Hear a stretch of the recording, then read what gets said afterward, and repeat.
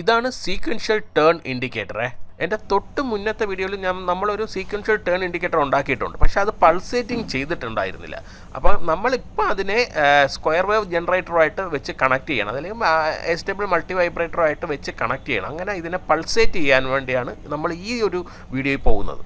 പൾസേറ്റ് ചെയ്യിക്കുക എന്ന് പറഞ്ഞാൽ ഫ്ലാഷ് ചെയ്യിക്കുക. അതിനുവേണ്ടി നമ്മൾ 555 എന്ന് പറയുന്ന ടൈമറിനെ ഒരു എസ്റ്റേബിൾ മൾട്ടി വൈബ്രേറ്റർ അല്ലെങ്കിൽ ഒരു സ്ക്വയർ വേവ് ജനറേറ്റർ അല്ലെങ്കിൽ ഒരു ഫ്ലാഷറായിട്ട് വയർ ചെയ്താണ് യൂസ് ചെയ്യുന്നത്. നമ്മൾ ഈ വീഡിയോയിൽ സ്ക്വയർ വേവ് ജനറേറ്റർ മാത്രമേ ചെയ്യുന്നുള്ളേ.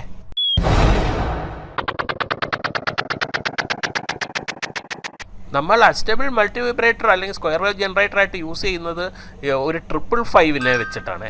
അപ്പം നമ്മൾ എന്ത് ചെയ്യുന്നത് വെച്ചാൽ 555 ഔട്ട്പുട്ട് പിന്നായ മൂന്നാമത്തെ പിന്നിനെ എടുത്ത് ഒരു NPN ട്രാൻസിസ്റ്റർ 2N2222 എന്ന് പറയുന്ന NPN ട്രാൻസിസ്റ്ററിലോട്ട് കൊടുത്തിട്ട് ആ NPN ട്രാൻസിസ്റ്ററിൻ്റെ കളക്ടർ എടുത്താണ് നമ്മൾ സീക്വൻഷ്യൽ ടേൺ ഇൻഡിക്കേറ്റർ, അതായത് നമ്മൾ മുന്നത്തെ വീഡിയോയിൽ ഉണ്ടാക്കില്ല അതിൻ്റെ ഇൻപുട്ടിൽ കൊടുക്കുന്നത്. അപ്പോൾ അത് സപ്ലൈയിൽ കൊടുക്കുന്നത്. അപ്പം നോർമലി നമ്മൾ പോസിറ്റീവ് സപ്ലൈയിലാണ് ഈ സ്വിച്ചിങ് ഒക്കെ ചെയ്യുന്നത്, പക്ഷെ നമ്മൾ ഈ സർക്യൂട്ടിൽ നെഗറ്റീവ് റെയിലാണ് ഈ സ്വിച്ചിങ് കൊടുക്കുന്നത്.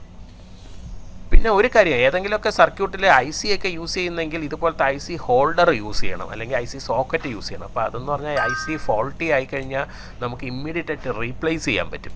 പിന്നെ ഇതിൻ്റെ ഫുൾ സർക്യൂട്ട് ഡയഗ്രാം ഞാൻ ഇതിൻ്റെ വീഡിയോയുടെ അവസാനം കൊടുത്തിട്ടുണ്ടേ.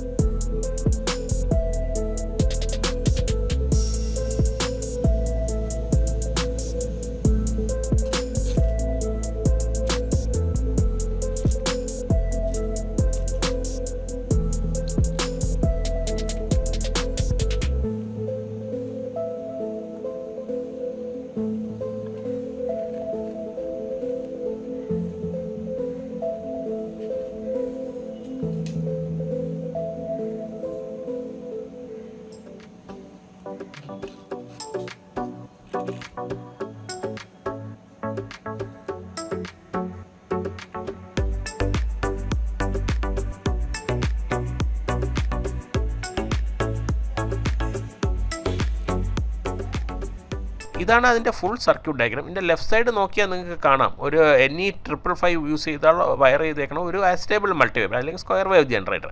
അതിൻ്റെ തേർഡ് പിൻ എടുത്ത് വെച്ച് 2N22 കൊടുത്തിട്ട് ആ 2N222ൻ്റെ കളക്ടറിനെ നേരെ എടുത്ത് നെഗറ്റീവ് റെയിലായിട്ട് BC547ൻ്റെ എമിറ്ററിൽ കൊടുത്തേക്കാണ്. ഇതെന്ന് പറഞ്ഞാൽ ടേൺ ഇൻഡിക്കേറ്ററിൻ്റെ സർക്യൂട്ട് ഡയഗ്രാം വേറൊരു രീതിയിൽ വരച്ചിരിക്കണം. അപ്പം കുറച്ചുകൂടെ ലുക്ക് ആൻഡ് ഫീലും ഉണ്ട്, കുറച്ചുകൂടെ റീഡബിലിറ്റി ഇതിനകത്തുണ്ട്. ഇത് വരച്ചിരിക്കുന്നത് ജോൺ തോമസ് എന്ന് പറയുന്ന എൻ്റെ ഒരു ഫേസ്ബുക്ക് ഫ്രണ്ടാണ്. അപ്പോൾ എൻ്റെ സർക്യൂട്ട് ഡയഗ്രാം കണ്ടിട്ട് അതിനെ കുറച്ചുകൂടെ നല്ല റീഡബിലിറ്റിയിൽ അദ്ദേഹം വരച്ചിരിക്കുന്നത്. ഈ സർക്യൂട്ട് വരച്ചു തന്നതിന് ജോണിനോട് വളരെയധികം നന്ദിയുണ്ട്. ഇനി ടെസ്റ്റിംഗ് ടൈം.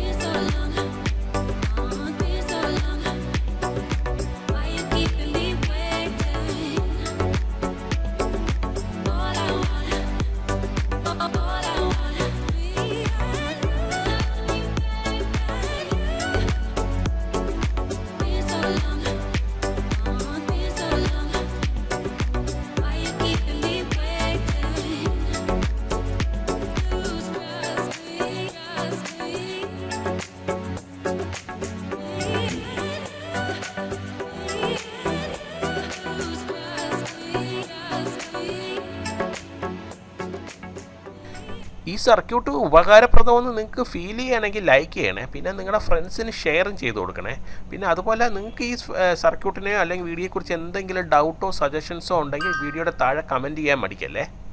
ഇതുപോലുള്ള ഇൻട്രസ്റ്റിംഗ് വീഡിയോയ്ക്ക് വേണ്ടി ചാനൽ സബ്സ്ക്രൈബ് ചെയ്യാൻ മറക്കരുത്. അതിൻ്റെ അപ്പുറത്തുള്ള ചെറിയ ബെല്ലൈക്കൺ ക്ലിക്ക് ചെയ്താൽ ഞാൻ അപ്ലോഡ് ചെയ്യുന്ന വീഡിയോസിൻ്റെ നോട്ടിഫിക്കേഷൻ നിങ്ങൾക്ക് കിട്ടും. ദിസ് ഈസ് ഗഗനോയിഡ് സൈനിങ് ഓഫ്. അടുത്ത വീഡിയോ അപ്ലോഡ് ചെയ്യുന്നത് വരെ ചെറിയൊരു ഇടവേള.